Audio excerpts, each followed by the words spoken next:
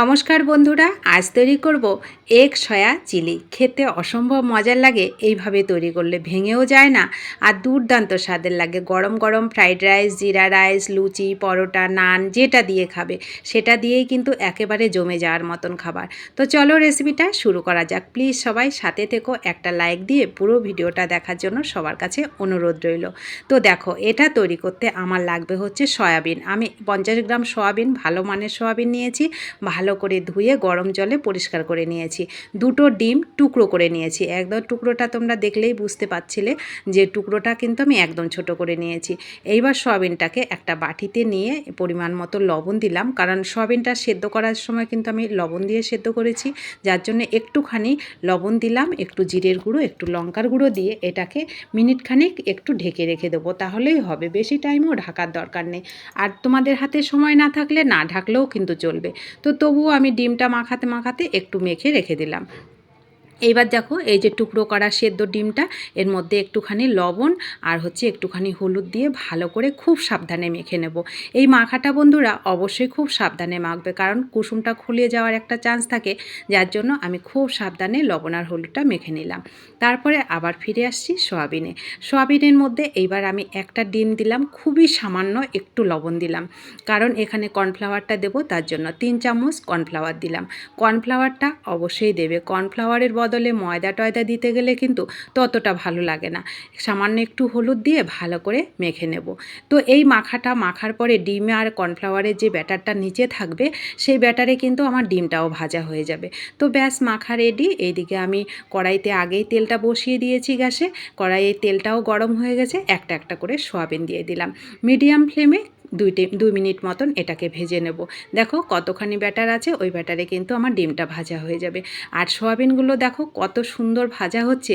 এই সয়াবিনগুলো বন্ধুরা এইভাবেও কিন্তু তোমরা খেতে পারো, দারুণ লাগে খেতে। তো অবশ্যই ভালো মানের সয়াবিন তোমরা নিতে চেষ্টা করবে। তো দেখো, সয়াবিনগুলো কিন্তু আমার ভাজা হয়ে গেছে। এইবার আমি সয়াবিনগুলোকে তুলে নিচ্ছি। একটু তেলটা ভালো করে ছড়িয়ে, মানে তেলটা ভালো করে একটু ইয়ে করে নেব, যেন তেলটা না থাকে সয়াবিনের মধ্যে, সেটা দেখবে।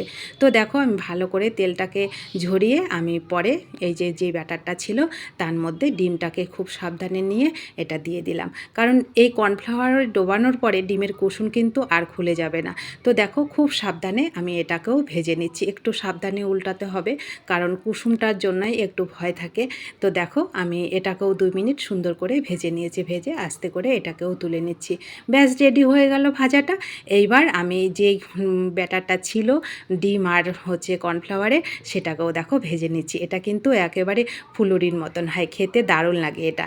তো দেখো, কোনো কিছুই কিন্তু ফেলনা নয়, সব কিছুই কিন্তু একটু ঠিকভাবে তৈরি করলে খেতে দারুণ লাগে। তো হয়ে গেল আমার ডিমের ফুলুরিটাও। এটা এমনি খাওয়া যাবে। আর যতটা তেল ছিল ততটা তেল আমার লেগে যাবে বলে আমি ওই তেলটা রেখে দিলাম।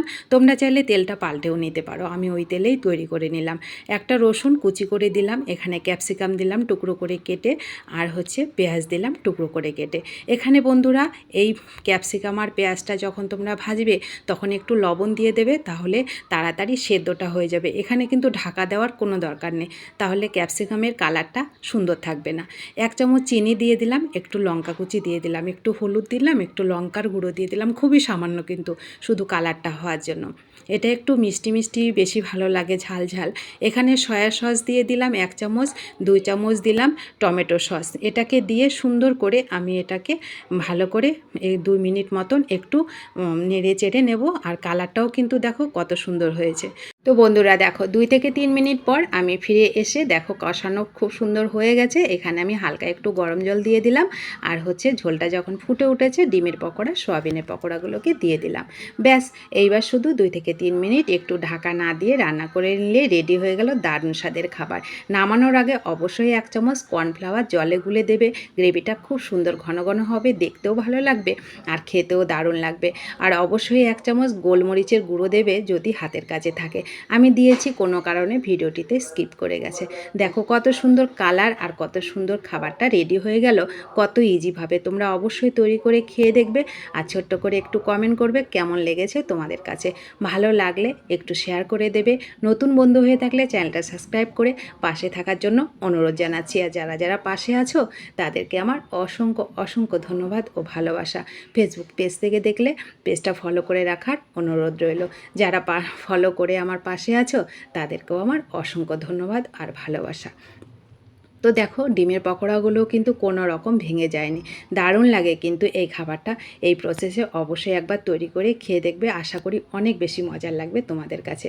তো সকলে ভালো থেকো, সুস্থ থাকো, দেখা হবে নতুন কোনো রেসিপিতে। ভিডিওটি শেষ পর্যন্ত দেখার জন্য এবং আমার পাশে থাকার জন্য তোমাদেরকে অসংখ্য অসংখ্য ধন্যবাদ ও ভালোবাসা।